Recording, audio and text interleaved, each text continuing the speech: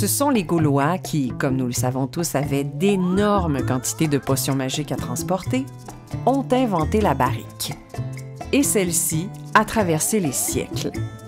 D'un simple contenant servant à conserver et déplacer le vin, la barrique, aussi appelée foudre, pièce, tonneau ou feuillette, en fonction de sa capacité, est devenue au cours du 20e siècle un élément important de la vinification.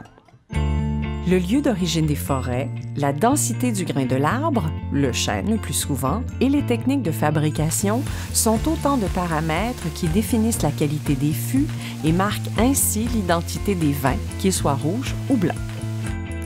Que ce soit pour la fermentation dans le cas des grands vins blancs ou pour l'élevage des rouges de garde les plus recherchés, il est indéniable que les échanges entre toutes les parties concernées, vivantes et volatiles, donneront au vin sa personnalité.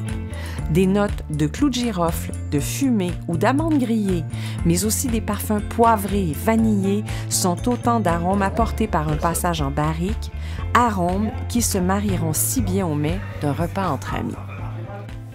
Le métier de tonnelier, toujours bien vivant même s'il a failli disparaître, a conquis le monde et trouvé ses lettres de noblesse depuis qu'on a compris le rôle et l'influence du bois dans la personnalité et l'équilibre d'un vin. Chaque étape compte. Les planches sécheront à l'air libre pendant des mois avant d'être assemblées, suivant des techniques ancestrales qui ont peu varié depuis le temps. Et la chauffe est un moment névralgique avant de passer à la finition. Pour leurs plus grands crus, les domaines réputés changent de fût à chaque année, qu'ils commandent la plupart du temps à des tonnelleries artisanales. Mais peu importe la taille de l'entreprise, bois français ou bois américain, la poésie des mots de la profession est toujours là, présente et significative. Mérin, douelle, mise en rose, cercle de tête, chanteau, herminette et pièces de fond.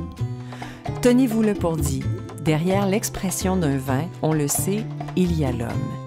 Et si vous cherchez bien, il y a aussi, très souvent, une belle et une bonne barrique.